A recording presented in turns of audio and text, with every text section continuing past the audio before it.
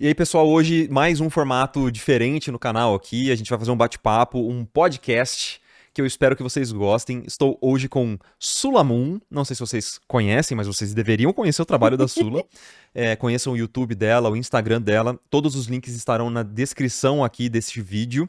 E o papo hoje vai ser muito legal. A gente vai falar sobre mídias sociais, sobre produção de conteúdo e como isso influencia os artistas, né? Então eu acho que vocês vão gostar bastante. Sem muita enrolação, vamos direto pro papo. Bora lá.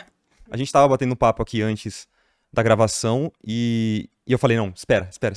Guarda o comentário. Sim. Guarda. Vamos guardar pra gente poder gravar e compartilhar isso com a galera também, porque a gente tem uma experiência muito diferente, mas ao mesmo tempo muito parecida com produção de conteúdo. Sim. E é algo que eu acho que seria legal da gente compartilhar as nossas impressões. Perfeito. Eu acho que a gente deve estar completando uns 2 anos, 2 anos de produção de conteúdo, né? Isso. A gente começou mais ou menos na mesma época, né? Isso. Aham. Eu lembro que eu comecei, eu já fazia live há bastante tempo, Sim. e aí eu resolvi produzir alguns cortes pra começar a jogar no YouTube, porque eu jogava às vezes algumas lives, algumas coisas muito soltas no YouTube, não era nada profissionalizado. Sim.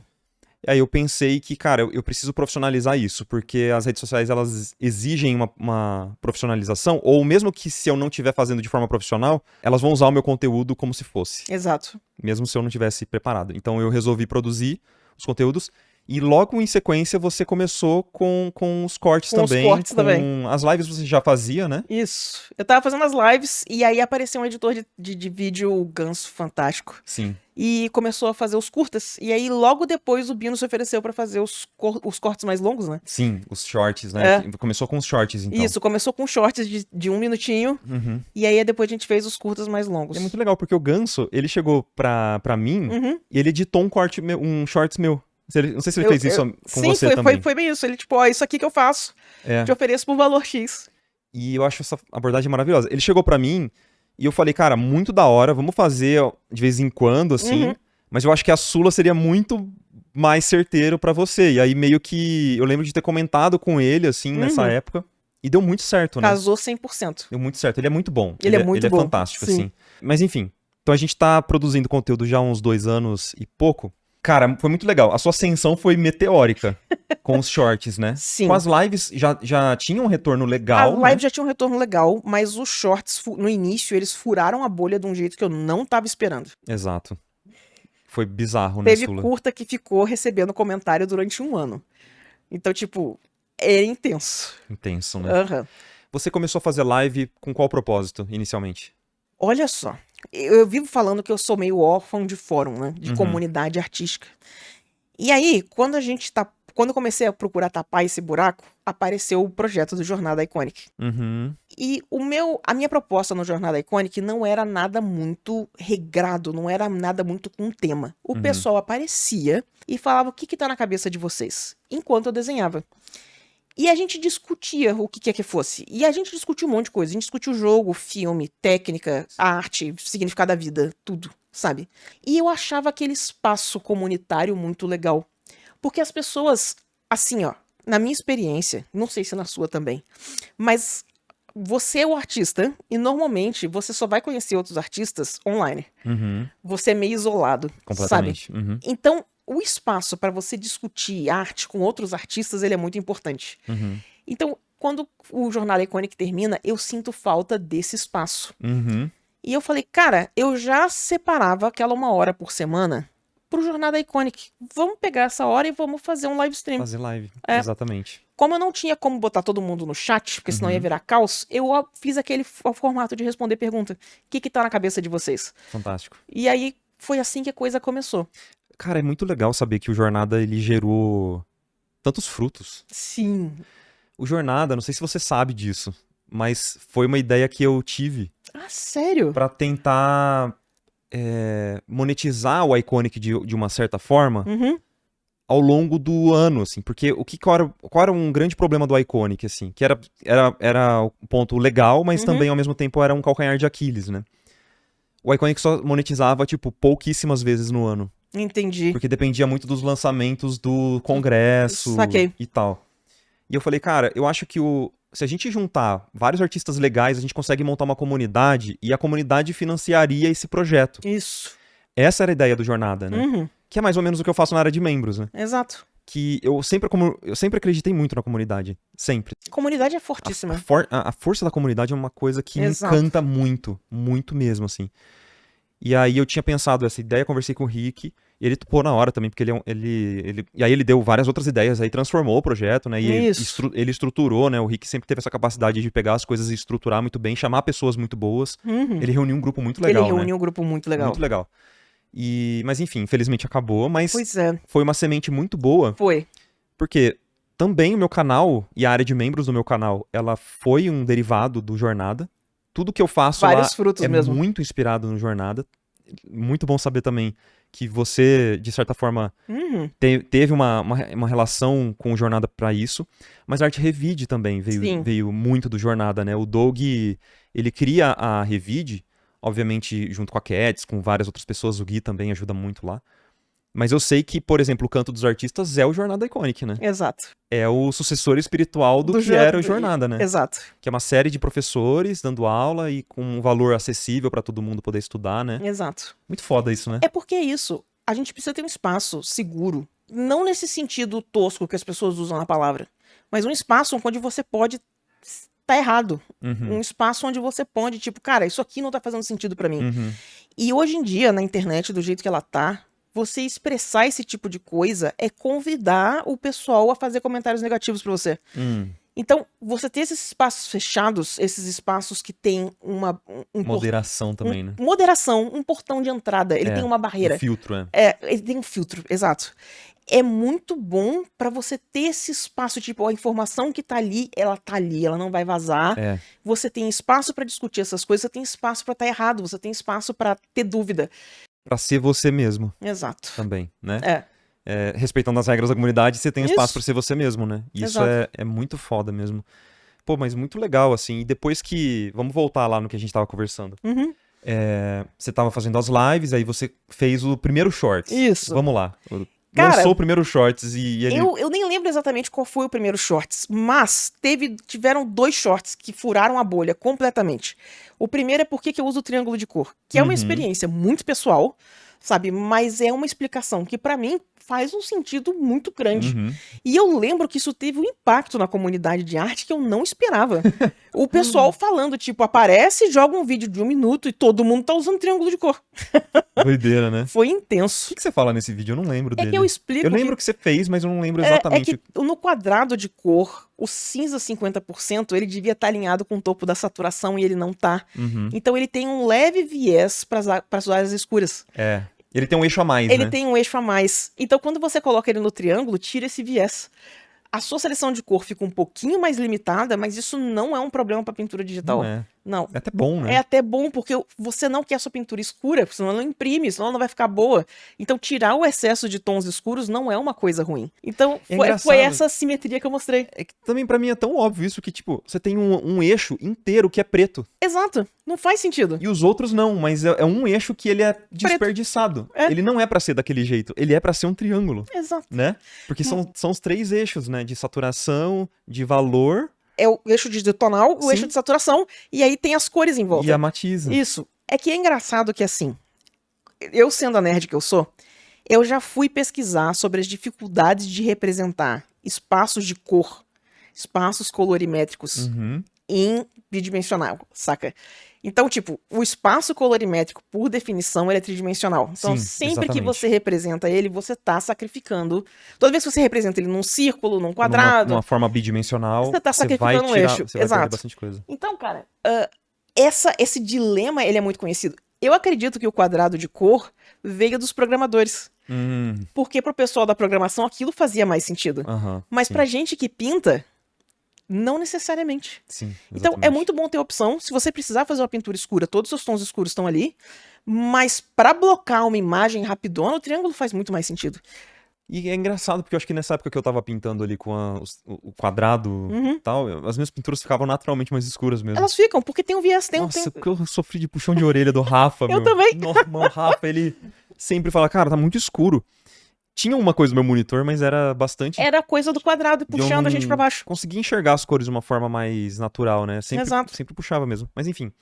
E foi esse shorts das cores? E o outro foi da perspectiva, botando sim. pessoas em perspectiva. Sim. Esse eu lembro, inclusive, que Leon e Nilce comentaram. Esse, pra mim, foi o momento que eu entendi que, beleza, a Sula furou a bolha. Furei Porque a bolha o Leon total. e a Nilce vendo, e eles fizeram até um vídeo assistindo o shorts, né? Isso, eles fizeram um vídeo de react. E eles falaram tipo, que eles assistiam o seu isso, cara. A gente fica se sentindo toda, né? Então, é uma setinha de perspectiva que você aprende na aula básica de perspectiva. Sim. Mas como o pessoal evita muito perspectiva, e eu acho que estava explicado de uma forma bem direta, sem você lidar muito com pão de fuga, sem você lidar muito com... E aí você começa a ver como o efeito de profundidade é fácil de acontecer. Uhum. Então, ele furou a bolha total. É uma coisa observacional. É. Né? Tipo, todo mundo consegue, mesmo sem saber os conceitos avançados de perspectiva, você, observando a natureza, você consegue ver aquilo acontecendo, Exato. né? Então é legal pra caramba mesmo. Exato. De ver. E é... Tudo bem. São dicas que todo mundo meio que já sabe, né? Você não reinventou a roda nenhuma. Exato. Só que o jeito que você explica, eu acho que é o que pega muitas as pessoas, assim. E é uma coisa que eu falo pra você, né? Isso. Já falei pra você. Que a síntese que você consegue trazer pra esses assuntos muito complexos faz com que qualquer leigo se sinta inteligente. Olha A pessoa só. entende, tá ligado? Olha que divertido. Quando eu comecei a dar aula, eu não sabia muito o que eu estava fazendo. Igual todo iniciante. Mas eu me toquei rapidinho que pessoas diferentes pensam de jeitos diferentes. Quando eu aprendi Photoshop, quando eu entendi que, tipo, eu sabia Photoshop, é porque eu sei fazer qualquer coisa no Photoshop de 3 jeitos diferentes. Então, tipo, eu preciso clarear a imagem. Quais são os jeitos que eu tenho de clarear a imagem? Eu preciso mexer na saturação. Eu preciso fazer uma máscara. Eu sempre tenho jeitos diferentes de chegar no mesmo resultado. E aí, eu falei, e se eu aplicar esse raciocínio a explicar as coisas? Se eu for pegar o princípio de perspectiva, e se eu explicar a mesma coisa de 3 jeitos diferentes? E eu meio que testei isso em sala de aula. Eu testei isso quando eu tava dando... Então eu explico da primeira vez. Se a pessoa faz aquela cara de... peraí, explica de novo de outro jeito, você começa a entender como é que a coisa clica. E fazendo esses comparativos, fica bem mais fácil de entender o que é o foco de cada uma das narrativas que você tá criando. Porque cada pessoa realmente vai entender de uma forma diferente, né? É. Por isso que é bom ter uns exemplos na Na manga. manga, Né? sim. Você fazia mentoria, antes da produção de conteúdo, você já fazia mentoria há muitos anos, né? Sim. Tipo, eu lembro que quando eu comecei a fazer mentoria, lá em 2017, Eu já comecei tava a dando dar mentoria. Sim, tipo assim, só tinha você. sim. Que eu conhecia, eu não sei se tinham outros artistas fazendo, mas só tinha você. Você Sim. era referência nisso, sempre foi, a galera já conhecia a sua mentoria. Isso é uma loucura, cara. Eu fiz mentoria ali em 2017, 2018, Uhum. aí eu parei, e eu pretendo voltar, e você continuou fazendo mentoria. É que eu descobri que eu gosto muito de desse forma- formato. O que aconteceu? Em 2012, 2013, eu saí da publicidade. E no que eu saio da publicidade, eu viro freela. E aí, a primeira ordem do pessoal freelance é você variar a sua fonte de renda. Então, tipo, não tem uma fonte de renda só. Tá. Então eu fui atrás de, tipo, o mais óbvio, vai dar aula. Você pega uma coisa que você faz e vai dar aula. E eu tentei dar o curso estruturado de 1 ano, sabe? E não era muito minha pegada. Uhum. Eu entendo a função. Ele é muito bom para você disciplinar estudo. Mas eu realmente achava que o acompanhamento que as pessoas querem é um pouco mais direto do que aquilo. E aí o que acontece? Em 2011, 2012, eu fiz uma aula com um cara chamado Chris Oatley. Eu vivo citando esse cara. O Chris Oatley é fantástico. Sim. O Chris Oatley, ele é um divisor de águas na minha carreira, sabe? Tem a Sula antes e depois. E o formato dele era um pouco... A minha mentoria é baseada no dele. Não é que é igual a dele. Mas ele dava o curso. E aí, os últimos 2 meses de curso eram mentoria. Uhum. Então, tipo, ele dava toda a teoria. E agora você vai pegar toda aquela teoria e produzir um projeto. E ele te orientava com essa aplicação. E eu falei, cara, essa parte final, isso aqui é fantástico, isso aqui é delícia. Então, eu bolei um formato em que as pessoas podiam ir e vir sempre que elas quisessem feedback. Tipo, se inscreve no mês, faz 4 sessões de feedback. E se você é ex-aluno, você tem prioridade em cima das vagas. Então, tem muita gente que vem, faz 1 mês de feedback, faz 3 meses de pausa, absorve Faz algum aquele outro exercício. curso também. Exato. E aí volta e pega mais 1 mês de feedback. Tem o pessoal que usa de disciplina para estudo, então faz mentoria comigo durante 2 anos seguidos, Pra poder ter o foco ali no estudo. porque eu tô cobrando os exercícios toda semana, sabe? E tem o pessoal que aparece 1 vez por ano, e aí são mentorias super intensas, porque tipo, Sula, nesse último ano eu produzi isso aqui de portfólio, o que você acha? E aí a gente discute, disseca, vê o que dá para melhorar. Ele começa a fazer uns thumbnails, guarda tudo e daqui a 6 meses ele volta com outro portfólio. Mas isso é bom porque, como você tem contato com diversos tipos de alunos, você também vai ter contato com diversos tipos de dúvidas. Exato. Então você vai acabar bolando essas respostas Você bolou essas respostas para Ao longo perguntas de anos. comuns, mas, Isso. tipo assim, se você acumular todas as perguntas que você já deve ter ouvido durante todos os anos de mentoria, Sim. durante todos os meses que você dá, exceto dezembro, porque você está descansando Esse em dezembro. dezembro é folga. Então você tem muito conhecimento acumulado, mas não só um conhecimento acumulado, mas como explicar esse conhecimento de Isso. formas diferentes. Por isso que eu não quero falar que é fácil, né, mas é uma facilidade Sim. de explicar as coisas, já é uma técnica, né, de Já é uma professora técnica, mesmo, né? exato. Eu cheguei a ler algumas coisas de pedagogia e eu fiquei muito feliz de ver que eu tava fazendo algumas coisas certas, sabe? Uhum. Então, uma das coisas interessantes do formato da mentoria é que o feedback é sempre orientado ao aluno. Uhum. E é engraçado que, assim, você vê que o pensamento da pessoa tá cru. Você pode direcionar que, tipo, esse pensamento aqui precisa mudar antes de você ir pro próximo. Então, muitas vezes, a galera não entende por que eu peço um exercício ou outro. Mas o que eu tô pedindo nesses exercícios iniciais da mentoria é um teste de como que anda o seu pensamento do processo de produção. Uhum. Então, tipo, ó, isso aqui já conectou, isso aqui a pessoa já entendeu, a gente pode focar nessa outra coisa aqui. Isso aqui ainda tá nebuloso, a gente pode focar aqui, sabe? Então, esses primeiros exercícios, eles são muito testando a água. Deixa eu ver como é que tá seu pensamento de perspectiva, deixa eu ver como é que tá seu pensamento de cor. Interessante. Você vai basicamente buscando as lacunas na cabeça Isso. do aluno a respeito daqueles assuntos. Exato. E aí fica muito mais fácil. Quando a pessoa faz o exercício e ela tem dúvidas, quando ela entende a parte que não tá clicando, é muito mais fácil você entrar com uma explicação que faz sentido. Porque, tipo, depois que a pessoa tentou fazer, é muito mais fácil falar, ó, até aqui tava certo, mas aqui você inverteu. Isso aqui tinha que ser escuro e você fez claro. Uhum. E a pessoa, tá, mas por que isso é claro? Porque aqui tem a luz rebatida. E aí clica. E aí a pessoa faz progresso. Então eu acho um formato muito legal de estudar, sabe? Interessantíssimo. Eu gosto bastante. Eu acho que eu sempre vou pra uma linha mais de como eu visualizo a imagem ou a produção da pessoa ao invés do aluno especificamente. E isso não necessariamente é bom. É só uma linha Sim. diferente de pensamento, assim. No sentido de, quando eu dou um feedback ou quando eu penso, assim, em mentoria e tal, eu vou com foco e uma ênfase em direção de arte mesmo. Sim. Sim, que eu acho uma coisa muito produtiva, porque às vezes o que você precisa é uma direção de arte rígida. Em vez de você exercitar os seus vícios, você precisa descobrir o que um cliente quer. Então. E essa parte ela é muito importante, Sim. sabe? Essa parte eu não sou tão boa de fazer na mentoria. Eu consigo fazer pra Hearthstone. Mas eu, inclusive, dou muito feedback falando, galera, isso aqui é meu vício em Hearthstone, porque eu tô aumentando a saturação aqui, sabe? Porque é assim que eu trabalho. Então, a direção de arte pra Hearthstone eu faço. Pra Magic eu acho que eu ainda consigo fazer relativamente bem.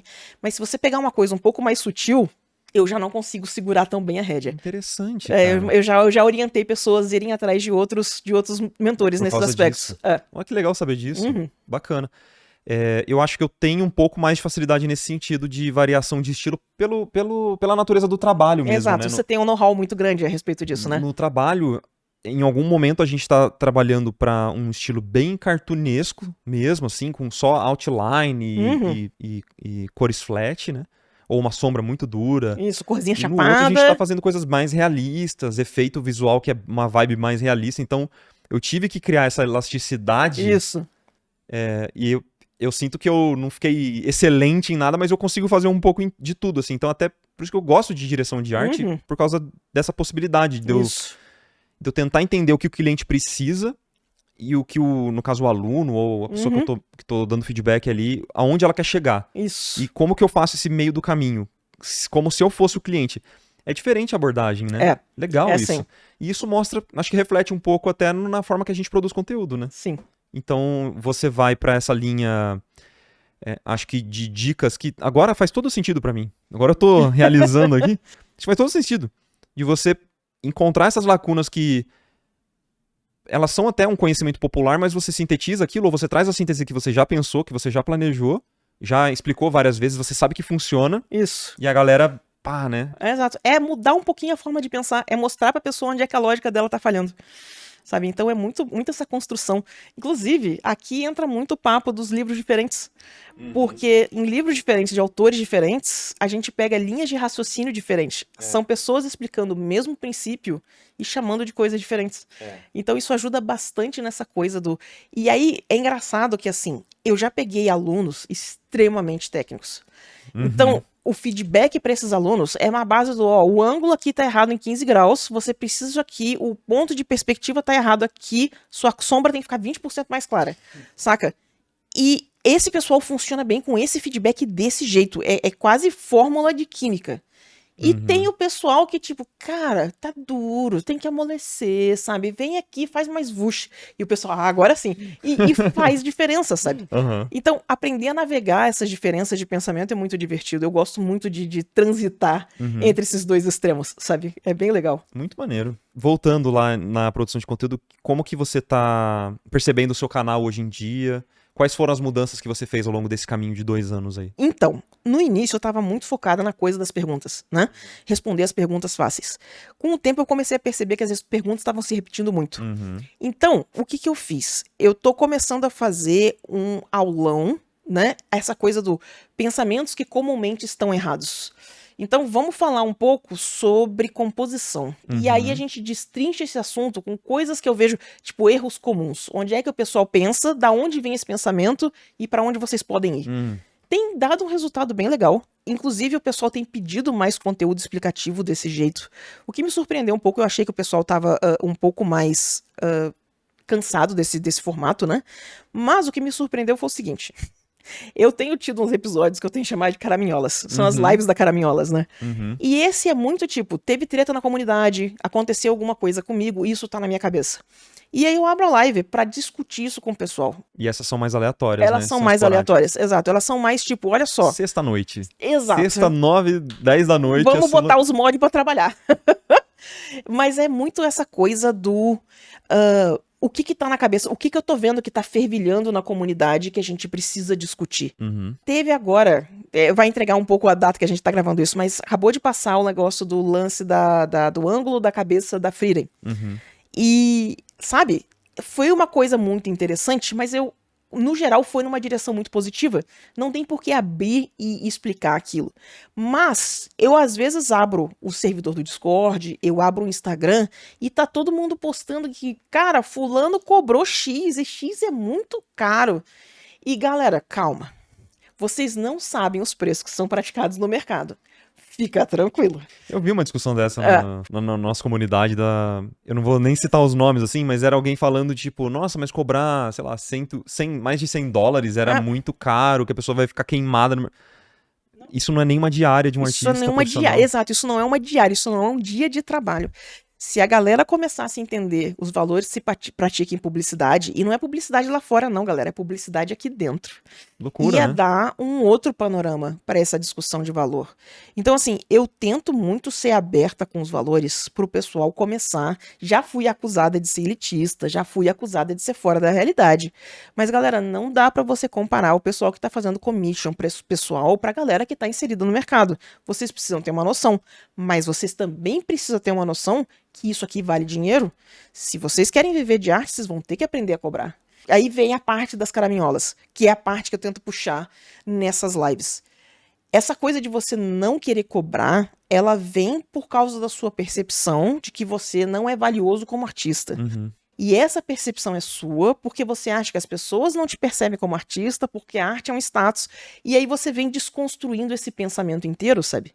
Essa coisa de que, tipo, não, gente, a arte é só um serviço, é uma mão de obra especializada. Eu tenho uma habilidade, eu sei usá-la bem. E eu vou cobrar por ela, pronto. Se você sabe fazer móvel muito bem, ninguém tá discutindo que os seus móveis embutidos, personalizados, saca, feitos sob medida, te tornam mais ou menos artesão. Mas essa discussão acontece muito na comunidade de arte. Eu não pego muito, assim, porque muita dessa discussão tá no falecido Twitter, né? Sim. Aí eu não estou lá. Tem um pouco dentro das comunidades de Discord, sim, sabe? Mas não na sua. O Alaprimes, no especial, um dos motivos pelo qual eu recomendo muito o Alaprimes é que o Alaprimes tem um foco do pessoal que tá tentando profissionalizar. Então, de várias maneiras, o Ala Primes é uma comunidade muito madura nesse aspecto. Mas eu acho que até em idade, sabia? Sim. Porque o público, ele já é a partir de 18 anos. Exato. O meu público é de 18 a 35. Isso. Esse é o núcleo principal da galera que tá lá. Então acho que o pessoal já passou um pouco da fase do encantamento ali, de achar que tem que viver da arte porque a arte te deixa feliz apenas, né? Viver vendendo miçanga na praia, sim, não é isso. É trabalho, é igual qualquer outro trabalho. Insira o meme do seu Madruga aqui. E até vender miçanga na praia é um trampo. É um trabalho, exato. Dificílimo, por sinal, né? Então é só se entender como trabalhador, né? Eu acho que a galera que tá no meu servidor, até porque eu acabo falando bastante sobre isso, né? Sobre trabalho. Isso. Isso a gente pode conversar também, porque tem a ver com produção de conteúdo. É uma das diferenças, eu acho, da produção de conteúdo do nosso canal. O meu é muito sobre aprender a desenhar. Você é muito sobre virar profissional da arte. Eu acho que Você acha isso mesmo? Eu acho que são os dois focos, sim. Eu até trago um pouquinho da discussão profissional, mas não é o foco do meu canal.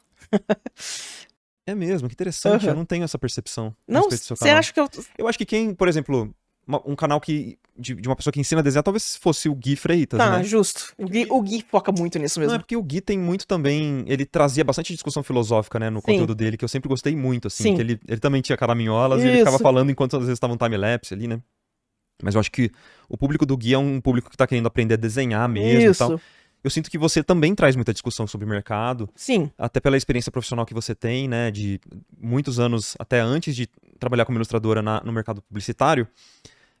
Você tem uma percepção sobre o mercado muito madura e você traz essas discussões, pelo menos, pra galera, né? É que eu acho que isso faz parte do levar a sério. Sabe, se você vai levar desenho a sério, você pode não profissionalizar, mas se você tá levando a sério, você provavelmente tá tentando encarar isso como uma profissão, como um lado de mercado. Mas eu acho que, assim, meu conteúdo ainda é muito introdutório. Tá aqui uma pessoa que trabalha com background pra animação, quando eu trouxe a Fernanda Montoni. Como é que você trabalha? Como é que é o cliente? Como é que é o processo? É muito explicando. Introdutório. Mas tudo bem isso. O que eu digo é que eu acho que você estaria talvez um meio termo entre o que é o meu canal e o canal do Gui. Perfeito, faz sentido. Porque até, vamos voltar um pouco no que a gente tava conversando antes da gravação, né? Eu sinto que eu criei o canal porque, primeiro, o jeito que eu pensei o canal, eu não tinha tempo de fazer uma produção de um desenho, de uma arte para fazer um vídeo. Sim. Que nem é o formato que o Gui fazia. Que o Gui faz, sim. Ele faz até hoje, né? Mas ele tem mudado um pouco. É que o Gui é muito rápido, né, galera? Meu Deus do céu. Mas mesmo assim, mesmo se fossem 2 horas para produzir uma arte, para depois pensar no que vai falar, isso torna o processo mais lento. Meio que você tem que viver disso. Pra fazer esse tipo de conteúdo, você tem que viver disso, né? Sim. Porque é muito difícil o que o Gui faz. Eu acho muito difícil. E eu sou uma pessoa preguiçosa. Porque eu olho pro que o Gui faz e eu falava, mano, é muito da hora, mas eu acho muito difícil fazer isso, porque eu já tava trabalhando 8 horas por dia, mais de 8 horas, na verdade. Como lead ali, a gente naturalmente trabalha... vaza. Mano, das 6 horas da manhã até, às vezes, às 8 da noite, assim.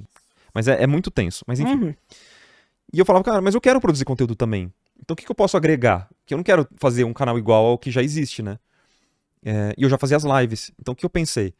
Vamos tentar trazer as discussões das lives que a gente tem, os feedbacks principalmente, né? Que eu faço feedback, então dá pra ajudar a comunidade, outras pessoas podem ver aquele conteúdo e as pessoas também podem aprender com aquele conteúdo, que é um pouco, é uma mentoria pública, digamos assim. Não vai ser mentoria porque eu nem converso tanto com as pessoas, né?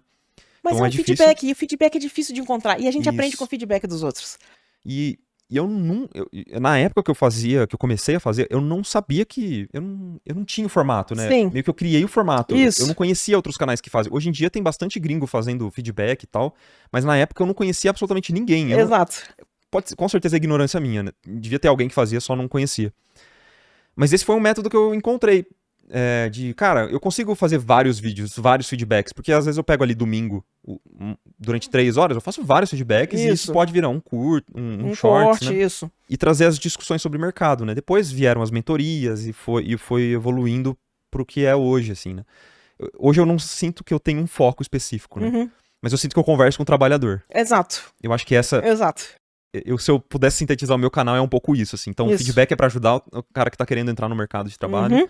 As discussões sobre IA, sobre mercado de trabalho, sobre tudo a pauta que eu me interesso é sobre trabalho mesmo, é falando com o trabalhador. E as aulas também da área de membros e toda a comunidade é para também tentar fomentar ali um trabalhador, um bom Exato. trabalhador pro mercado, pra que a galera, mesmo que já esteja trabalhando, consiga ganhar mais, às vezes, Isso. enfim, se desenvolver como artista, né? Não, Então, perfeito.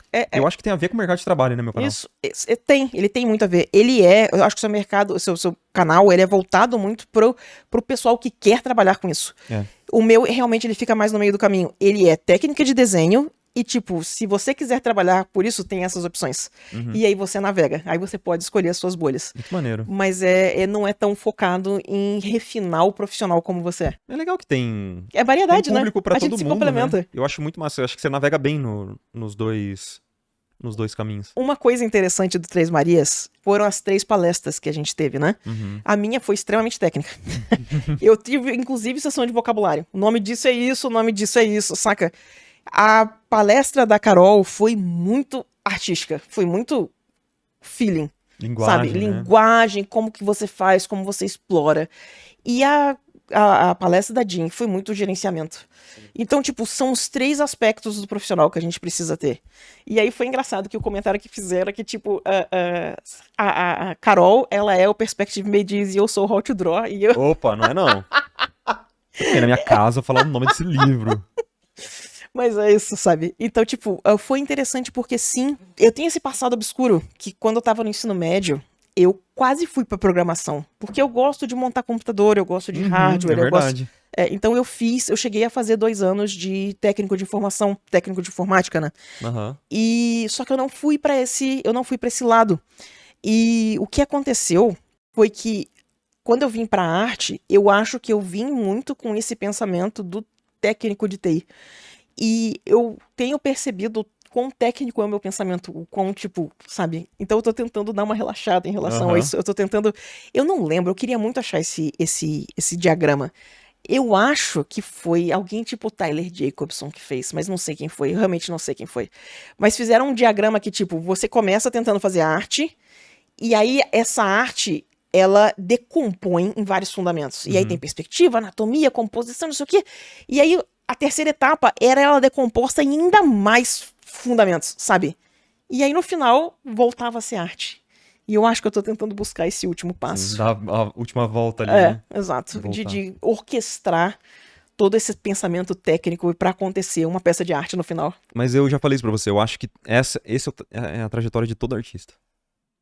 Eu acho que sempre vai ser assim. Sim, né? A gente começa de uma forma muito espontânea, muito livre, a gente engessa e a gente tenta quebrar essa casca durante toda a carreira. Em algum momento a gente quebra. Perfeito. Não é? Eu acho que isso acontece com todo mundo, cara. Pois todo é. mundo. A pessoa pode nem perceber, mas ela tá tentando fazer algo nesse caminho, Isso. sabe? É porque tem até essa piada que cagação de regra, né? Ou curta. É engraçado porque a forma de você aprender, a forma fácil, a forma não aprofundada de você aprender um pensamento é tipo, não faça assim, faça desse jeito. Mas sem explicação de por que se você fizer assim funciona e de por que se você não fizer assim não funciona. Essa explicação ela é importante, porque no final não é faça desse jeito ou não faça desse jeito. É tipo, qual resultado você quer? Então quando você começa a entender todos esses fundamentos, ele abre um leque de opções. E você volta a fazer arte quando você navega essas opções com fluidez. Legal. Você realmente começa a entender essa árvore de decisões, sabe? Então eu escolho o resultado que eu quero e eu sei chegar lá. Maneiríssimo. Eu tenho uma pergunta a mais, assim. Manda. Você é feliz produzindo conteúdo pra internet? Pergunta honesta, por quê? Até tem uma campanha recente de que artista não é produtor de conteúdo. Isso. Né? Sim. E eu acho interessante isso, eu acho muito boa essa discussão, porque é real. Hoje em dia, pra você ser um profissional de sucesso, não adianta você só ser bom no que você faz pra visão maior, macro das pessoas, assim, né? Você precisa também produzir conteúdo e ter likes e seguidores e tal, e meio que alimentar as redes sociais, especialmente se você é freelancer, você precisa sempre estar alimentando as redes sociais. Você precisa estar relevante o tempo todo. Relevante o tempo todo. É. Então, você produz arte porque...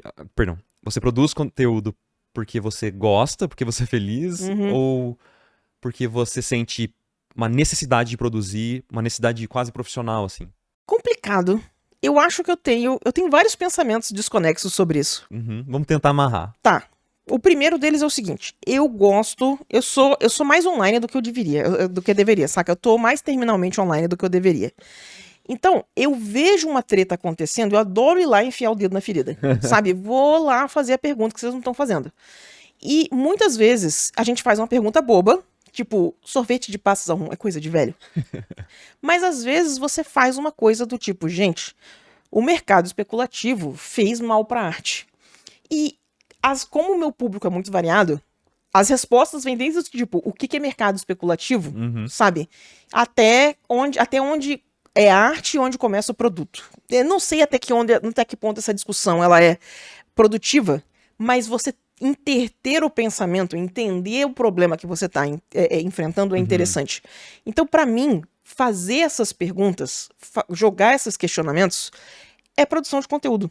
E essa parte eu acho muito interessante. Eu acho que ela ajuda a comunidade de arte a amadurecer o pensamento, sabe? Tipo, tem coisas que vocês precisam ponderar que vocês não estão ponderando.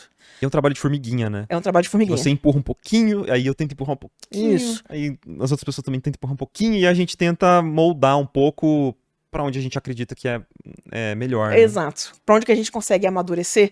A gente já teve nesse momento em que a gente não era tão amadurecido profissionalmente. Então a gente já teve esses questionamentos. E a gente sabe a importância de desconstruir esses pensamentos, sabe? E assim, então eu encaro essa parte do questionamento, da discussão, muito mais como produção de conteúdo. Mas, por exemplo, quando eu tô fazendo sketchbook, meu sketchbook não é conteúdo. Virou conteúdo, se vocês perderam. Se render alguma coisa, ótimo. Eu vou postar uma foto de um esboço que ficou legal, mas ela não é. Tanto que vocês vê que não tem postagem fixa. Meu sketchbook, ele é story, ele é post do Twitter que some, sabe? Então, eu tiro essa obrigação da minha arte pessoal de ser conteúdo. Sabe? Eu acho que isso é muito importante. Acho que eu posso reformular minha pergunta no sentido de, tipo, você produz o que você gostaria de estar produzindo? Então, cara, isso é pergunta complicada. Olha só. O que é a vida? O que é a vida, exato. É engraçado que eu falei sobre isso no Três Marias e o Mike me deu uma cortada e foi muito engraçado. Porque quando eu fiz portfólio review lá no THU com a Carla Ortiz, ela olhou meu portfólio e falou, eu vejo que você trabalha como Hearthstone. O que você faz além disso? Quem é você como artista? E o Mike falou, Sula, para com isso, ela pergunta isso pra todo mundo, sabe? E provavelmente sim, mas foda-se, foi uma pergunta muito importante pra mim. Pegou, né? Pegou, exato, porque eu não sabia responder aquela pergunta. Eu, como artista, era o prestador de serviço que trabalhava pra Hearthstone e eu sou mais artista do que isso. Eu tava discutindo sobre você com o lance do fandom mais cedo, né? E uma das coisas interessantes do fandom é que o fandom você não faz pra monetizar. O fandom inerentemente é uma coisa não monetizável. Até tem um pessoal que tem o Patreon, uma coisa... Mas no geral... São aproveitadores, né? É tudo ladrão, tudo ladrão. Olha só. Então, o que acontece é que você produz as coisas porque você quer que aquelas coisas existam. E tinha um meme que o pessoal fazia que era 9 peças de arte com seu selfie no meio. E aí, como eu tinha as duas contas, a profissional e a de fandom, a profissional montar esse negócio era uma desgraça. Isso aqui não tá bom o suficiente, isso aqui eu não gosto, isso aqui não, isso aqui... E eu terminar com 3 peças. E tipo, são 9. Meu Deus, o que eu vou colocar aqui? Era sofrimento. Quando eu ia pra conta de fandom, era exatamente o contrário. Tem tanta peça que eu quero colocar que não cabia. E são peças tecnicamente inferiores, feitas muito mais rápido, mas que elas tinham muito mais a minha vontade que aquilo existisse como arte. Então, assim... De várias formas, eu gosto do conteúdo que eu produzo pro canal porque eu acho que eles são benéficos pra comunidade como um todo.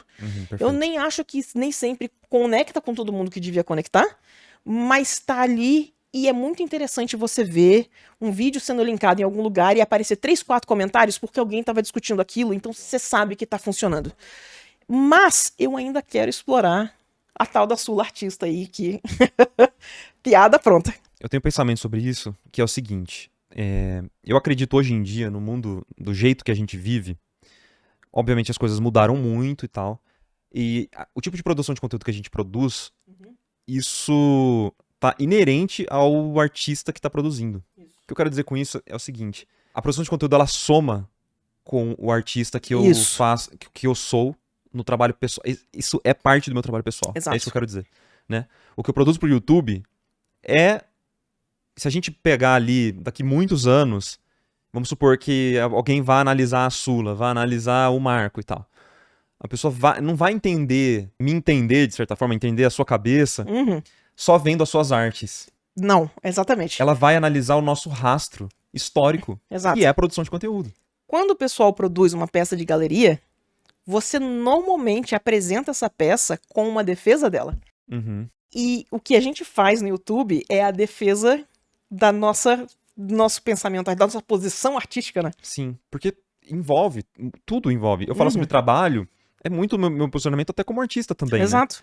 Porque é isso que a gente faz. Exatamente. É. Então, isso torna os artistas complexos também. Isso é muito legal, né? Aumenta a complexidade Isso. do artista. É claro que antigamente existiam diversos livros, entrevistas também, tem várias formas de rastrear o pensamento dos artistas, né? Mas aquilo sempre tinha um filtro de um terceiro, né? Isso. Hoje em dia é bem mais direto. Dificilmente era um artista que estava produzindo uma reportagem sobre o que ele pensa, né? A não ser que fosse algo muito pontual, né? E hoje a gente faz isso com uma constância muito grande, né? E isso me buga um pouco. Sim. Porque, de novo, torna tudo muito, muito mais complexo. Mas, ao mesmo tempo, eu acho que quem consegue aproveitar bem isso, cresce muito como artista também, sabe? Eu tenho a sensação que muita dessa discussão que a gente está tendo no YouTube hoje em dia, e aí um pouco do ponto de vista de como eu produzo conteúdo, de trazer um pouco de filosofia, de trazer um pouco de questionamento, de novo, de desconstruir alguns pensamentos, me dá a sensação que é o tipo de discussão que aconteceria dentro de uma faculdade de arte, por exemplo. Sim. Sabe? E eu não sei se a faculdade de arte necessariamente foi para essa direção. O pessoal que eu conheço que fez belas artes, né, que fez artes visuais, fala a respeito de que, tipo, o foco tá um pouco perdido. E eu acho que essa discussão ela é importante pra gente, sabe? Olha só, um pensamento que eu acredito muito nele é o seguinte: quando a gente tá no ensino médio, a gente estuda pra fazer prova. Se você esquece as coisas que você estudou no ensino médio, tá tudo bem.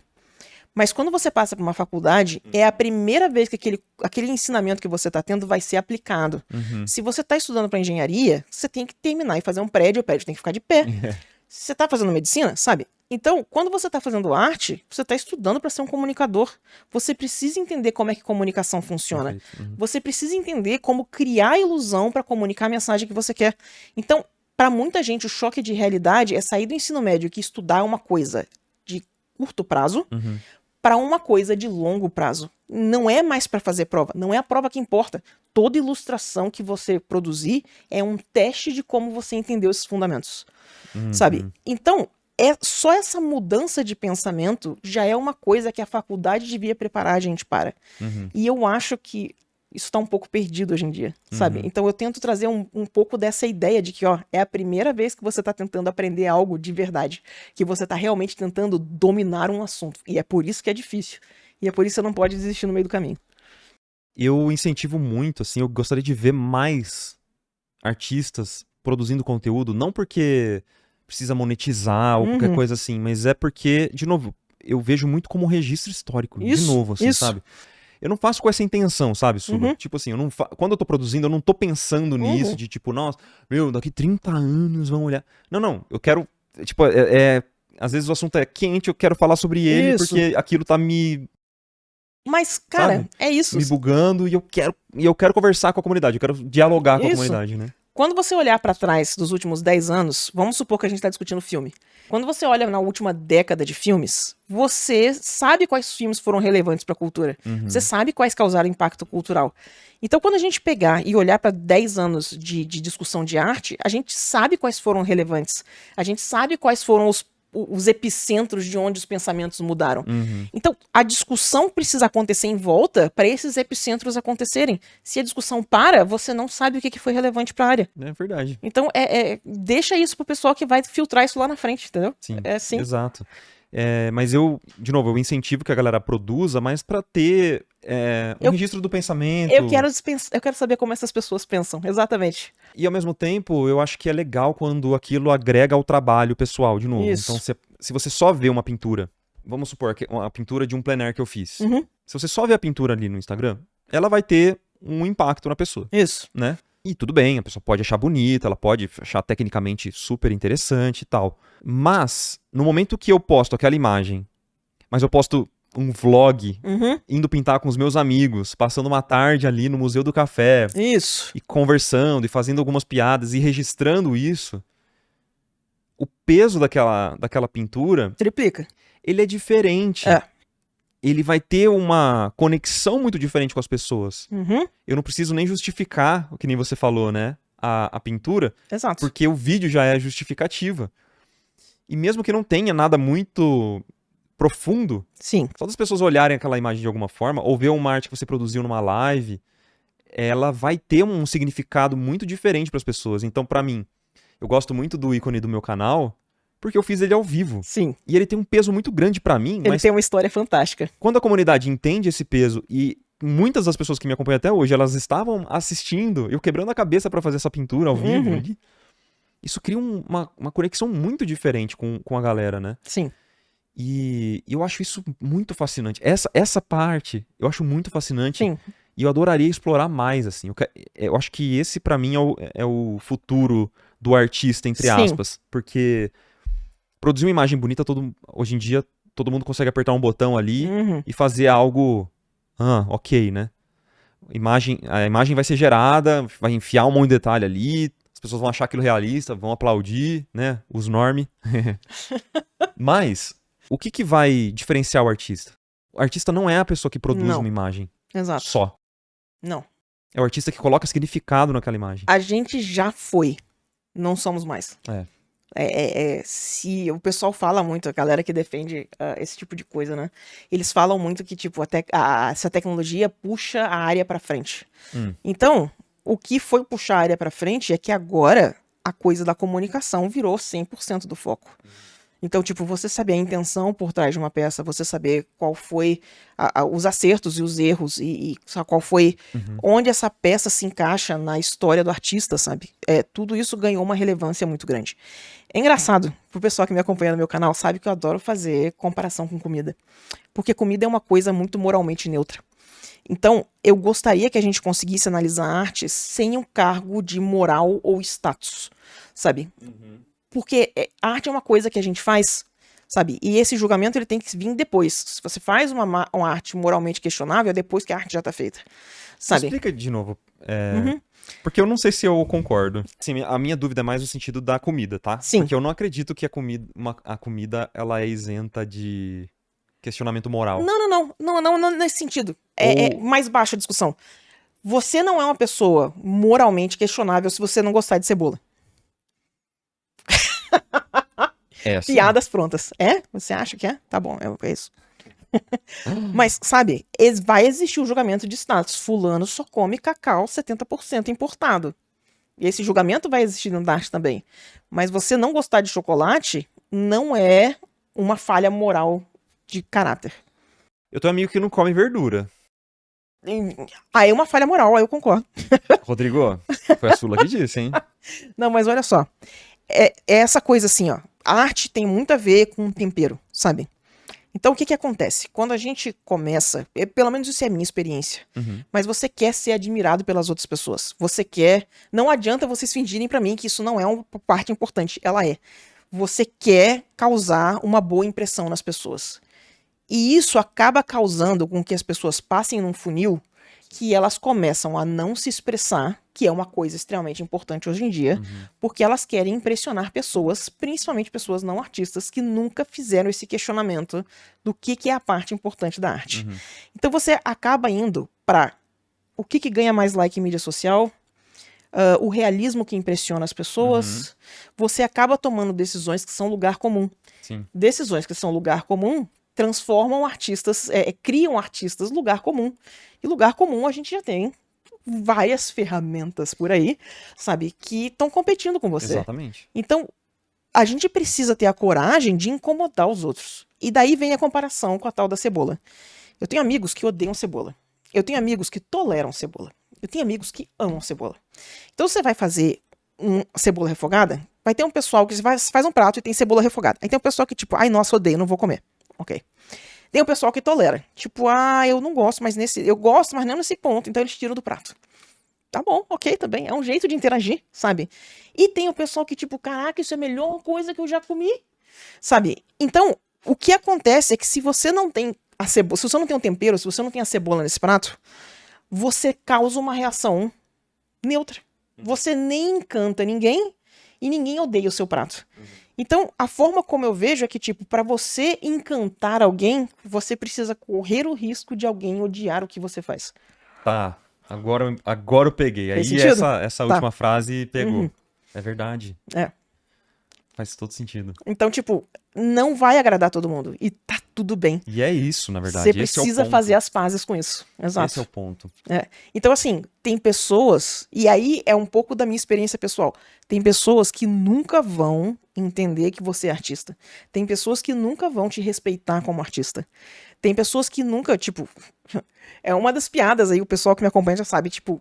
Eu já tava trabalhando de freelancer, eu já tava trabalhando pra Hearthstone. Meu pai me liga e fala: Então, você tá sem emprego, né? Vou comprar uma banca de jornal pra você. E tipo, pai, pelo amor de Deus, eu tô trabalhando. Mas essa coisa, essa associação que você fica o dia inteiro trancada no quarto, no computador, e no final você paga o aluguel, nunca conectou na cabeça dele. Uhum. Ele não entende o que eu faço. Não tem como, sabe? E aí, quando ele tentou, olha que coisa, tipo, eu entendo o pensamento, foi bonitinho até. Mas quando ele tenta compreender o que é ser artista, ele falou: sabe, você devia fazer a Bíblia Ilustrada? Não. Definitivamente ganharia bastante dinheiro. Sim, é uma ideia de projeto Aham. mas que você não volta a parte do artista e leia a definição de novo, sabe? Então é muito nessa coisa. Você tem que fazer as pazes com o fato de que tem gente que não vai entender o que você faz, tem gente que não vai aceitar o que você faz, e tá tudo bem, isso é parte do outro lado da moeda. Tem o pessoal que vai se encantar, tem o pessoal que vai vir atrás da sua arte porque ela é sua, sabe? Então é muito nessa tecla que eu bato. Você sente que muitas pessoas não gostam do que você produz como conteúdo? Como conteúdo, eu acho que é bem tranquilo, É tá? mais tranquilo. O meu conteúdo na coisa de ensinar, pensamento, técnica, ele é bem neutro. Ele é neutro, né? Mas quando eu começo a fazer arte, que eu faço meus homens rosa de tanquinho. Em live, por exemplo. Em live, eu acho que não tanto. Tipo, da forma como eu desenvolvi o formato da live, eu tenho dificuldade de desenhar e responder as perguntas. Você nem vê o chat, né? Nesse Não, sentido, assim. exato. Não é lá pra Eu isso, né? tenho a pessoa pra isso e mesmo assim a frequência das perguntas é tão alta que eu não consigo desenhar. Uhum. Então eu tenho produzido pouco conteúdo em live. Tá. Mas nas minhas redes sociais eu ainda tento postar arte pessoal. E de vez em quando eu posto umas artes e dá uns resultados, sabe? Tipo, eu pintei o cara rosa de tanquinho, o chifre. E aí o cara, não te sigo pra ver isso. Era eu, galera, desculpa. Eu postei sobre o tanquinho. Não foi o Marco. Mas então nem chega comentários muito de hater no YouTube especificamente, na época da Twitch, É bem tranquilo, é e bem você tranquilo. lida bem com esses comentários? Olha assim? só, tem algumas vezes que o pessoal começou a entender minha linha de raciocínio política que incomodou. Então, por exemplo, uma das coisas que a gente fala muito, né, é que a gente quer desconstruir essa ideia de quando você fala homem, você imagina um homem branco. Uhum. Então, um dos jeitos de você fazer isso é você especificar. Não tô falando de homem como um conceito abstrato, estou falando de um homem branco. E teve um curta, cara, que eu tava mostrando um negócio de relatividade de cor. E eu falo, quando você olha pra essa imagem, você não tem dúvida que esse cara é um homem branco. Nossa! Esse curta recebeu comentário durante um ano e meio. De várias De pessoas? várias pessoas. Ah, achei que era lacração. Por que você especificou que era um homem branco? O que tá acontecendo? Achei que Lá era vem falar do lacração. homem branco. E tipo, gente, assiste o curta. Não era um comentário político, fica tranquilo. Mas vê essa coisa do questionamento. Olha a importância da comunicação. O fato de você especificar que era um homem branco tira o homem branco do lugar de posição padrão e incomodou. E não era nenhum comentário político, não era nada disso, mas causou a coceirinha. Eu acho que você acaba não falando muito de política, né, nas Não. lives. Não. Quando eu falo de caraminhola, eu falo um pouco mais. Porque eu acho que, como artista, não tem como a gente produzir arte que seja apolítica. Uhum. Essa ilusão de neutralidade é mera ilusão, Bobeira. sabe? Uhum. Mas eu não tô aqui, eu não quero que meu conteúdo vire política porque essa não é minha argumentação. Eu não estudei o suficiente pra isso, eu não sou embasado o suficiente pra isso, eu não quero que vire uma discussão política. É uma discussão sobre arte. E vai entrar aspectos éticos, vai entrar aspectos morais, vai entrar aspectos políticos. Uhum. Mas até o ponto que eu tô informado o suficiente pra discutir isso. Eu comecei fazendo feedbacks, só feedbacks, né? Era basicamente isso, corte, feedback e tal. Às vezes eu falava sobre mercado também, mas no meu caso, acho que naturalmente eu vou cair sempre pra política porque a gente vai A gente falar questiona o sobre mercado. trabalho. A gente questiona o mercado. E no meu caso, assim, falar sobre trabalho é falar sobre IA. E falar sobre IA é falar sobre capitalismo também. Exato. Não tem como você falar, Exato. você distinguir essa tecnologia do que acontece hoje, porque isso tá intrínseco ao Isso. capitalismo, né? Exato. Então eu acabo falando disso e foi uma decisão consciente, assim, Uhum. sabe? De tipo, cara, será que eu quero entrar nesse... Porque é um vespeiro, né? É um vespeiro. É. Eu também não me sinto capacitado pra falar sobre Uhum. alguns assuntos, né? Tanto que a maior parte eu nem falo muito, Uhum. mas é porque muitos, e eu acho que você é até mais capacitado do que eu pra falar de vários desses assuntos, porque você amassou no debate. Só que eu tenho coceira, cara, eu não consigo não falar, Exato. entendeu? É que, olha que interessante. Eu tenho uma... Eu sempre fui muito revoltado, assim, Uhum. sabe? Eu era um adolescente muito revoltado com tudo. Sim. Com tudo. Com religião, com política, sempre, assim. Às vezes não pro lado certo, mas Aham. sempre revoltado. E sempre questionando, assim, sabe? Demais. E eu tenho essa veia questionadora que é mais forte do que eu, assim. Uhum. É um ímpeto, assim, tipo, que eu preciso Sim. botar pra fora. Sim.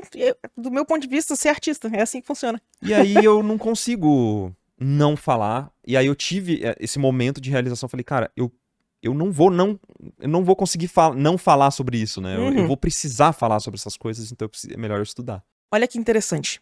A gente tá falando muito sobre, quando eu tenho esses lives das caraminholas, né? A gente fala sobre arte, status, a sua percepção social, trabalho. E isso tudo tem a ver com política. Uhum. Então, eu vou criticar o capitalismo, mesmo que indiretamente, mesmo que você não perceba, mesmo que eu não esteja usando as palavras. Uhum. Mas o que eu tô falando é que, galera, olha só. O capitalismo faz você entender a arte como bem de consumo. Bem de consumo tem uma hierarquia natural. E aí as pessoas que pagam dinheiro na arte falam, só vou pagar dinheiro em arte realista. A única arte que Uhum. vale a pena é filme de Hollywood. Porque esses aqui são os filmes caros de produzir, então eles são o topo da hierarquia. Então quando você entra como artista independente, pequeno, que questiona Hollywood, que questiona essa estética, você está indo contra o capitalismo sem perceber. Mas eu acho que essa forma sutil também é uma forma mais inteligente do que eu faço, assim, porque eu bato muita cabeça Não, e eu atraio muito hate, assim. Mas é assim, ó, o que você faz, o que o Hiroshi faz, eu acho extremamente importante. Eu acho Por que isso eu vivo linkando o canal de vocês. você linkar, por exemplo, um vídeo do Hiroshi, eu acho que já é um posicionamento também, É um assim, posicionamento, tipo, se você assistir as lives, é que, tipo, o pessoal que assiste a live é um público diferente do pessoal que assiste os cortes.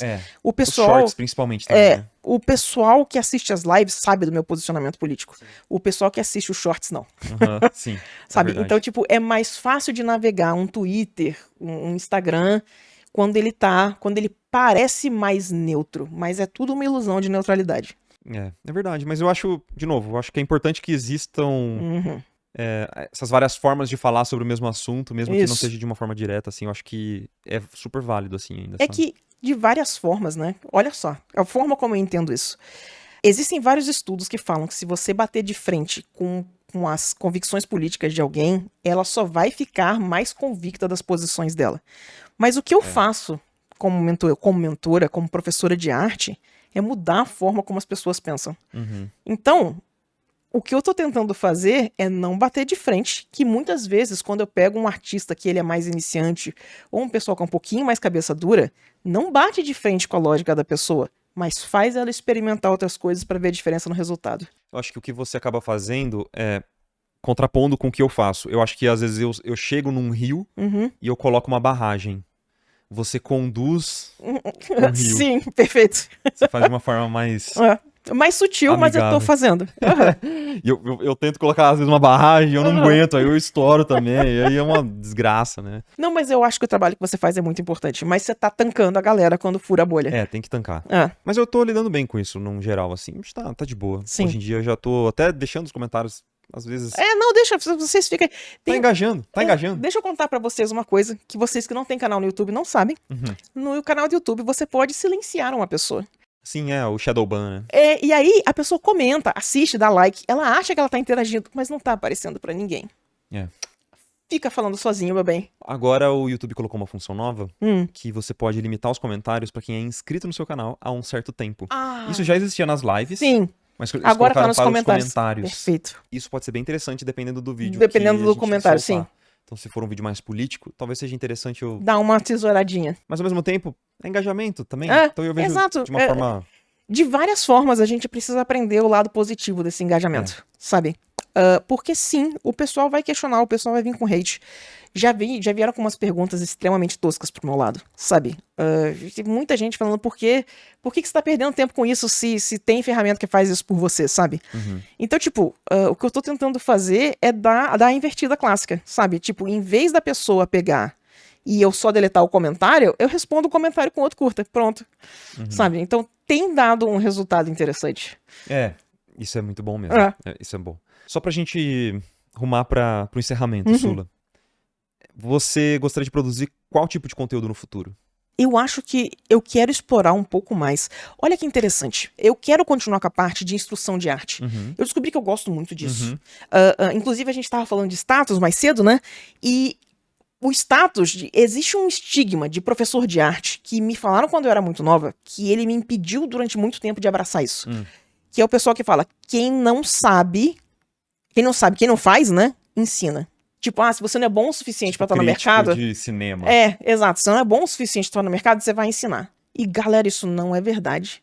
E que dano que essa frase causou em mim. Sabe? Tipo, não, você tem como estar no mercado e você tem como ser apaixonado por ensinar também. Eu adoro o espaço que eu tenho na minha mentoria, sabe? Então, é uma coisa que eu não quero abrir mão, de verdade. Então, eu quero muito continuar com essa parte de orientação, de exploração, de dar essa cutucada. Vamos ver pra onde que eu consigo fazer. Mas, eu tenho a parte do Apoia-se. Né? E é engraçado que assim, ó, você foi muito bem sucedido com o Ala Primes. Você fez um esquema de monetização muito legal. E eu não sei o quanto que eu quero monetizar isso. Eu quero, mas eu não tenho muita certeza de qual o melhor formato. Porque eu quero que o conteúdo continue, na sua grande maioria, gratuito. Sabe? Então, como que eu faço... Eu me sinto mais confortável, tipo, você tem o dinheiro pra me apoiar? Excelente, por favor, adoro. Me permite fazer arte pessoal, me permite explorar um bocado de coisa. Mas não é uma obrigação, é só se você puder, sabe? Então, eu fico muito na dúvida se eu devia investir mais em conteúdo pago pra atrair mais membro, mas aí seria mudar o foco, porque o que eu quero é produzir mais arte pessoal.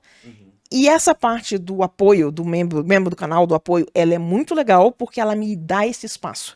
Ela transforma essa coisa de produzir arte pessoal numa coisa um pouco mais disciplinada. Eu não vou dizer que é uma obrigação, porque se eu falhar um dia, se eu falhar um mês de Apoia-se, o pessoal não vai me guilhotinar, sabe? Mas me dá um incentivo muito bom pra eu terminar pelo menos uma peça porra louca pessoal por mês, sabe? E isso é bem legal. Isso é um espaço que tem me incentivado muito a continuar produzindo. A questão da área de membros, assim, e tal, eu entendo o seu pensamento total. Eu tive esse pensamento de, será que eu devo criar um Apoia-se ou um Patreon? Eu tava pensando muito sobre essa questão de monetização, né? Eu cheguei na conclusão de que se eu não conseguisse financiar o projeto, ele não ia existir. Perfeito. Porque eu não consigo pagar os editores, eu não conseguiria editar os vídeos, eu não ia conseguir ter o tempo pra fazer aquilo, eu já tiro do meu domingo, da minha terça-feira à noite, que eu deveria estar descansando com a minha família e tal, eu já faço muito sacrifício. Sim. O projeto não ia vingar se eu ficasse só tendo prejuízo, né? Perfeito. Então eu precisaria viabilizar aquilo. E aí, teve uma questão da decisão sobre área de membros e Apoia-se, que era, eu não quero pedir favor pra ninguém. Justo. Perfeito. Eu não quero dever nada pra ninguém. Sim. Tipo assim, o que eu quero dizer com isso? Eu não quero pedir ajuda, Sim. porque eu não tô precisando de ajuda. Sim. Porque as pessoas podem não saber, mas no mercado de trabalho, eu posso me considerar um artista bem-sucedido, digamos assim. Com certeza. Muitas pessoas que me acompanham no YouTube não sabem disso, né? Agora vocês estão sabendo. Elas acham que sou um fudido. Tá tudo bem na minha vida. Gente, o Marco é foda, é isso. Tipo assim, tá tudo bem na minha vida. Eu poderia continuar trabalhando sem dor de cabeça. Sim. Mas eu tenho aquela coceira que eu preciso, né? Tipo assim. Coisa do artista. Mas o que eu quero dizer com isso? Eu não queria ter que pedir ajuda, assim, sabe? Porque, de novo, eu não tava precisando de ajuda. Então, o que eu faço? Eu tenho um produto que ele é muito legal, e eu vou trabalhar muito, e eu sei que eu vou trabalhar muito pra tornar ele ainda mais legal. Perfeito. E a cada dia mais legal, porque é uma bola de neve na área de membros. Tem conteúdo de 2 anos dentro da área de membros. E, em troca, eu peço um valor específico. Perfeito. Mínimo, um valor mínimo. Todo mundo vai ser tratado igual e tal, e é isso. Então eu ofereço muito, muito, muito mais do que as pessoas pagariam, né? Então, eu cheguei nessa conclusão de que não tenho nada contra, tenho até amigos que têm, Apoia-se, Mas eu não queria ter essa relação de, tipo, pedir ajuda. Faz sentido. Pois é que... Não é um problema pedir ajuda, Sim. sabe? Só que ao mesmo tempo eu acho que você oferecer um produto muito bom pras pessoas, É um incentivo maior Elas pra vão- elas elas vão apoiarem achar justo pagar R$20 pra ter acesso a 2 tudo anos aquilo. de... Sim. Pô, e uma comunidade tão... Tipo Isso. assim, é barato. Se você pôr na ponta do lápis, é barato, É que assim, é sabe? engraçado, eu nunca tinha pensado por esse lado de pedir ajuda. É muito mais apoie o conteúdo gratuito, sabe? Não é pedir ajuda, ele vai existir, É. Mas sabe? eu sentia que eu... E às vezes eu faço isso Uhum. também. Eu falo, galera, eu preciso de ajuda. Precisa de ajuda, E exato. não tem E problema. tá tudo bem. Mas é que na visão das pessoas, quem não tem Sim. essa cultura Uhum. de apoiar projetos de catarse, Isso. apoiar outros artistas que nem você faz, você já tem essa cultura. Eu tenho. Mas a maior parte das pessoas, acho que elas não têm essa cultura. Uhum. E elas entendem como, tipo, tá, esse youtuber tá Tá pedindo pedindo ajuda. ajuda. Perfeito. Porque, olha só que engraçado, né? O produto que eu vendo de verdade é a mentoria. Sim. Então, as lives, elas são, os curtas, elas são tipo, é esse tipo de coisa que a gente vai ter na mentoria, mais 1 a 1. Perfeito. Então, ela é muito, Uma catapulta. ela é uma catapulta pra mentoria, que a mentoria é o produto principal. Só que Isso. o problema da mentoria é que ela tá capada. Eu não consigo dar mais do que aquela quantidade X de vagas por mês. Sim. É que a sua mentoria já lota, né, Sula? Sim. Sim. Ela tá já lotada. lota todos os meses. Ela tá lotada, acho que tem 4 anos que ela não tá Então. lotada. Que ela não lota. Que ela só lota, né? Mas teoricamente faz todo sentido o seu conteúdo ser, como você falou, assim, a maior parte dele ser gratuito, porque Uhum. o seu produto não é a área de membros, por Exato. exemplo, né? Tem coisas legais na área de membros, Isso. mas esse não é o seu produto principal. Exato, ele é bônus. Ele é completamente bônus. bônus. Por isso que eu acho extremamente importante você ter um curso. Tá bom. Perfeito. Me convenceu. Não, mas de zoeira. É o próximo conteúdo que eu quero produzir, porque eu vejo muito que o apoio mensal é um pouco salgado pro pessoal. Tipo, cara, galera, eu fiz uma sequência de enquetes. E, gente, muita gente desenhando no celular no dedo. Muita gente. Então, tipo, é um pessoal que não tem acesso a um computador com tablet. Uhum. Então, quando a gente fala a respeito de entrar no mercado, a gente já tá falando de uma pessoa que tem um computador para trabalho, que tem uma tablet boa, que tem software original, que tem... Público um pouco diferente. É um público diferente. Então eu acho que mais do que vender a área do Apoia-se, vai ser esses conteúdos que são um pagamento único, sabe? Que é uma barreira de entrada mediana, não é nem muito barato, mas nem muito caro, sabe? E que vai ajudar a organizar esse estudo da galera, sabe? Sim. Então eu acho que vai ser mais por aí mesmo. Uma conta simples que eu fiz Uhum. pra montar o valor da área de membros era tipo, quanto que custa um curso básico que as pessoas compram, Uhum. que todo mundo compra. Então, eu peguei os cursos ali específicos que custam, em média, pelo que eu percebi, uns R$250. Isso, Eu peguei, dividi isso por 12. perfeito. Quanto que custaria uma mensalidade se a pessoa comprasse um curso desse? Uhum. E aí até a brincadeira que eu faço em vários vídeos é tipo, custa o valor de um ano da área de membros custa o valor de um curso que você comprou e nunca fez. E nunca fez. É isso mesmo. Só que na área de membros as pessoas elas vão entrar e elas vão aproveitar muito. Né? Exato. Tipo, elas vão ali ter uma comunidade que vai apoiar e ela vai estar engajada. É muito difícil a pessoa Isso. entrar ali na área de membros e não se sentir motivada Isso. pra produzir ou pra assistir uma aula e tal. E é engraçado que assim, ó, eu tenho o público das lives, que eu acho que é o pessoal que vem pra mentoria em peso. E eu tenho o público dos curtas, né, dos shortzinhos. Esse público dos shorts não tá no meu Discord. Então ele é uma comunidade um pouco mais dispersa. A forma de eu comunicar com esse pessoal é diferente. Então eu Cada acho formato é diferente, É. né, Sulu? Exato. Pra você. Então é engraçado que eu tenho esses três. São quase 3 bolhas, sabe? Então é engraçado você ver essas dinâmicas. Então, tipo, muito difícil eu vender um produto que vai funcionar para as 3 bolhas. Então a gente vende isso é 3 produtos. Isso é muito legal. É Aham. verdade. Uhum, E você sabendo disso, você se comunica diferente também Isso. pra cada um dos formatos. exato. Tanto que, normalmente, os curtas, né? Eles são versões das lives. Eu tô começando a produzir curtas direto. Produzir, né? É, Porque aí você não precisa. Na live você comunica de um jeito diferente. exato. Eu posso explanar mais, eu Então, posso mais. pro futuro seria basicamente criar um curso Isso, e fazer cada vez mais disso. isso. Tipo, uma coisa específica pra cada público. Exato. E aí tem esse público, em especial, que tem um pessoal que religiosamente olha meus processos de pintura todo mês. Vai lá e comenta e fala. E tipo, é muito legal, sabe? Então, eu sei que tem interesse no processo também. Então, realmente, são 3 produtos para 3 públicos diferentes. Eu acho que o grande Nossa, muito problema legal. é esse. Cara, muito legal isso. Uhum. É um insight que você teve há tempos já? Caiu a ficha tem alguns poucos meses, na verdade. Legal. Porque eu tinha muito, de novo, é 100% síndrome do impostor. Eu sempre tenho essa coisa do... É muita ansiedade falando, tá, galera?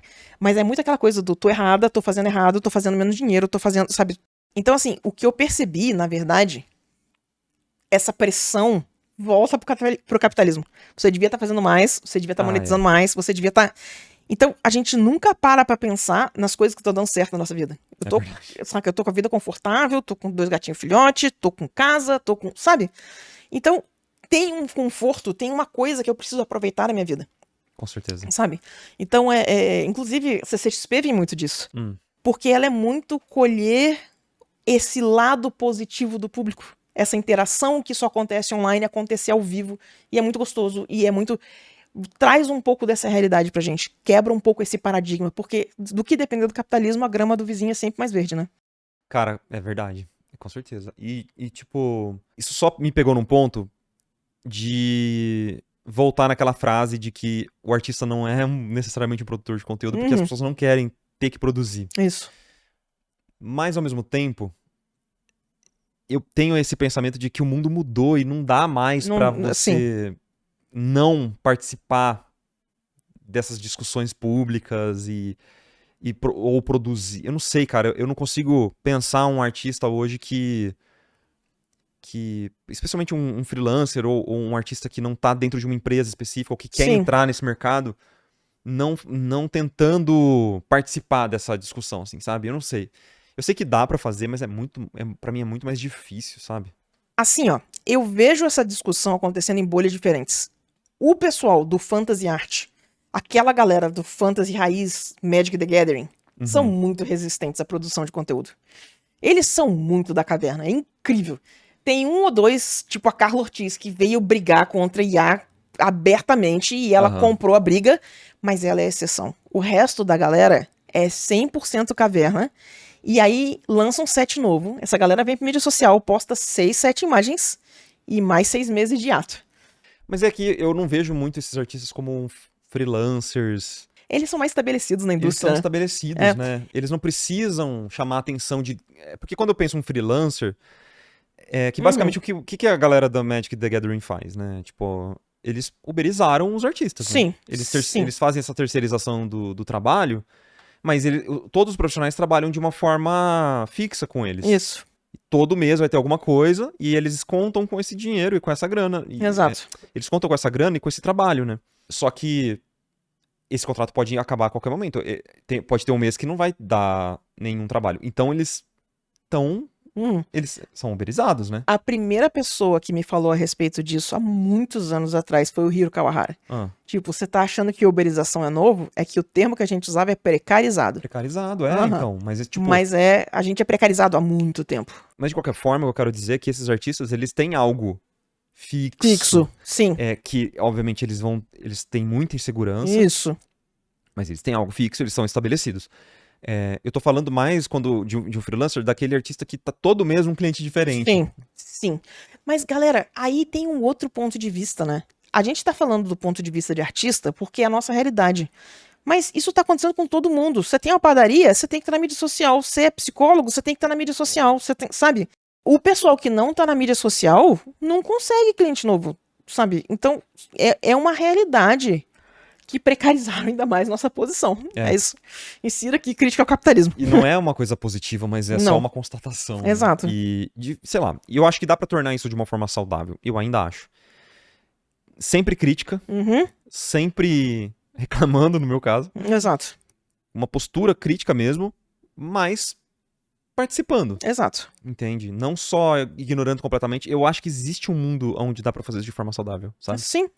E eu acho que esse mundo tá muito dentro da comunidade, que é uma coisa que a gente concorda absolutamente, né? Exato. Porque a gente precisa... O problema mesmo, eu acho, o grande dilema é que as pessoas confundem ter mídia social, produzir conteúdo, com existir 100% do tempo na mídia social. Ou ser a mídia social. Exato. Nem tudo que você produz precisa ir pra mídia social. Nem todo pensamento que você tem precisa ir pra mídia social. Nem tudo, sabe? Então, tipo, isso aqui vale a pena ser público. Mas quando você tá estudando desenho, por exemplo, você não precisa postar todos os esboços. Você não precisa postar todas as ilustrações. Tá tudo bem. Mas apareça de vez em quando, dá um oi, fala que você curtiu o desenho do amiguinho. Sabe? Apareça na comunidade. Isso faz muita diferença, né? Porque Exato. é aquele contato natural que acontece, né? Exato. E você não precisa postar sempre um desenho novo. É, Que é uma pelo coisa que a amor gente de advoga Deus, bastante, né? aprendam a repostar. Eu não faço isso, mas eu apoio a ideia. É engraçado que eu às vezes eu reposto, mas é incomum. Mas esse que é o lance. Eu tive um momento muito estranho que, assim, muito do pessoal que vinha procurar minha mentoria, vinha procurar minha mentoria porque eu trabalho com Hearthstone. E eu queria desvencilhar um pouco essa imagem da Sula do Hearthstone. Eu quero a Sula professora de arte. Então, isso implicou em eu postar menos Hearthstone. Então, isso criou, de novo, outra bolha. Tem o pessoal que me segue por causa da minha arte pessoal e nem sabe que eu faço Hearthstone.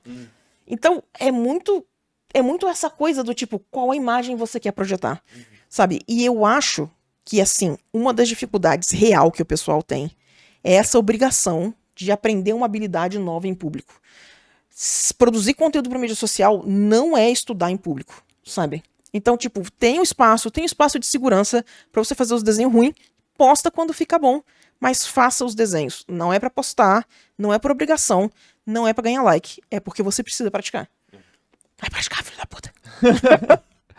Última perguntinha. Você acha que a galera da Blizzard sabe do seu canal? Que eles acompanham de alguma forma? Eles sabem do seu alcance, assim? Não tenho a menor ideia. Eu acho que tem algumas pessoas que estão conscientes. O pessoal que eu trabalho com não tem ideia nenhuma. Talvez nem saibam. Pois é. Nem se importem às vezes, né? Tipo... É engraçado que, assim, eu não sei se eles não se importam ou não, porque eles fizeram aquele negócio do Mini Artist Alley dentro da BlizzCon. E eles te chamaram... Eles me chamaram 2 vezes já. Chamaram a Carol, né? Chamaram a Carol, o Rafa, sim. O Rafa foi chamado O Rafa também, sim. Então... E desculpa te cortar, mas eram tipo, de, sei lá, 5 artistas, 8 artistas, 3 eram brasileiros. Sim. Gente, a arte do Bouncer no filme do Mario é isso. Eu sou muito feliz que os brasileiros estão se filtrando em tudo que é canto. Mas é legal eles terem chamado vocês. Eles Sim. Eles têm um catálogo enorme Eles têm um catálogo enorme de artistas e eles chamam a gente. Artistas muito grandes também, Sim, né? Mas uma galera eles muito optaram boa. por chamar vocês. Assim. Exato. Isso então, foi muito legal. Eu não sei o quanto que eles não estão ligados. Mas assim, quando eu fui lá pegar o portfólio review, eles falam que, tipo, quem faz as coisas ficarem popular somos nós. A gente tem o dinheiro pra investir, a gente que vai fazer a propaganda. Isso não é obrigação de vocês. Mas isso não significa que não agrega na marca deles. Legal. Cara, muito massa o papo. Gostou? Perfeito. Deixa eu fazer um último comentário. Por favor. Porque agora vem... Deixa eu inverter. Deixa eu fazer uma pergunta pra você. A gente tava conversando hoje mais cedo do lance da efemeridade da arte digital. Você é um cara que curte muito história da arte. Você curte os grandes mestres, você gosta de ver a evolução da galera. E a gente estava discutindo da importância de saber o pensamento do pessoal por trás da execução de uma peça. O pessoal que é artista digital, e agora eu estou puxando a orelha de vocês todos, tá? O pessoal que é artista digital tem um desapego muito grande com o histórico artístico deles.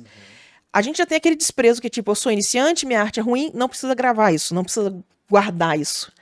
Mas... é o mesmo comentário que a gente fez de olhar pra trás nos últimos 10 anos e entender o que foi importante. Na hora você não percebe. Na hora você nunca percebe. Exato. Então, o que você acha da importância de você salvaguardar o seu histórico artístico? Cara, eu falo isso também, Sula, de uma experiência pessoal, porque eu também não guardei tudo que eu tinha. E eu me arrependo, assim, amargamente de não ter guardado os meus primeiros desenhos digitais, assim. Eu tenho alguns que são mais marcantes, mas vários estudos eu fazia, eu nem salvava. Exato. Eu sei que você não é o único que faz isso. Chegou um momento, assim, que eu falei, cara, eu não tenho nada do que eu produzi. Exato, você fica sem histórico. Foi muito triste, cara, foi muito triste.